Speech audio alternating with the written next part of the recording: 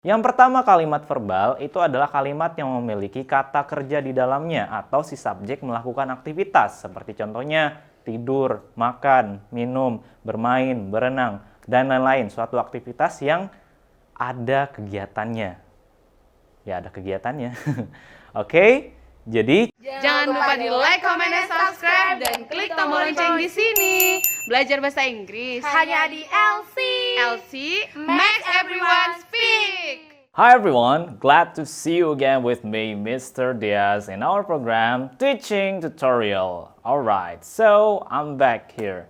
And today we're gonna learn cara kita menggunakan atau membuat kalimat dalam bahasa Inggris. Oke?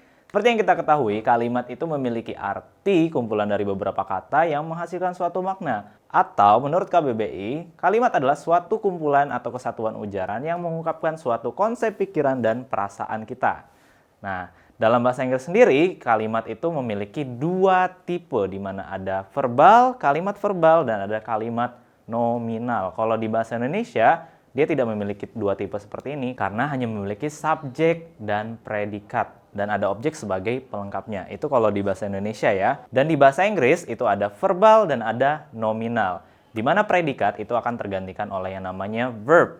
Verb itu adalah sebagai predikatnya kalau di bahasa Indonesia.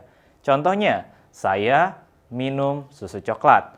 I drink milk. Itu adalah kalimat ya. Kalimat di simple present. Oke?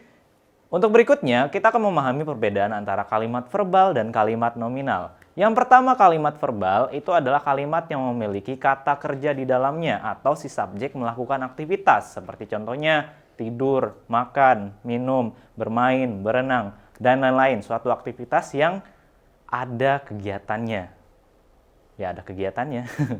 Oke, jadi contohnya itu tadi, saya berenang, I swim. Swim itu adalah verbnya dan kita tambahkan objek sebagai pelengkap. For example, I swim in the swimming pool.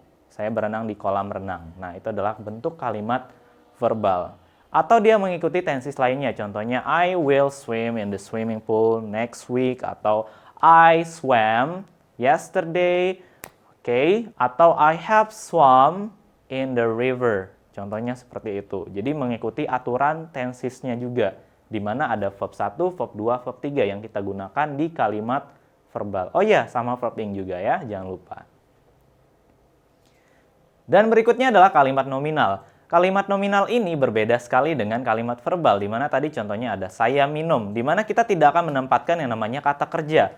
Minum, makan, tidur itu sudah kita tidak gunakan lagi, melainkan kita hanya menggunakan yang namanya adjective, noun, atau adverb. Adjective kata sifat, noun kata benda, dan adverb kata keterangan. Keterangan tempat, waktu, dan juga cara. Oke? Contohnya, kalau di bahasa Indonesia kita mau bilang saya lapar.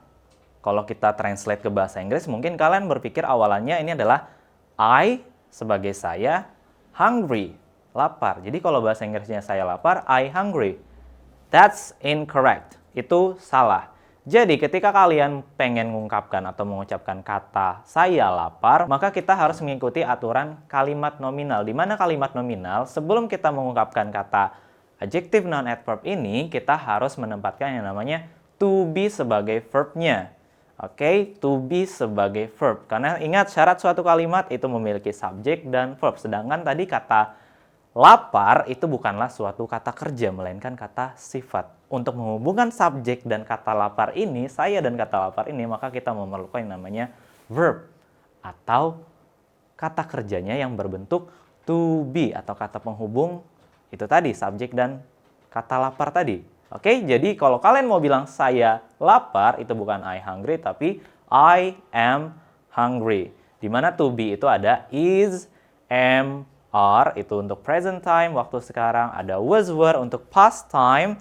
Ada will, dan ditambahkan be, will be untuk yang future time. Ada have been, has been, ataupun had been untuk perfect time, atau ketika dia sudah dilakukan. Oke? Do you understand, guys? I hope you understand, and thank you so much for watching because the time is up. Time is over. Thank you and hasta la vista. Mau belajar bahasa Inggris hanya di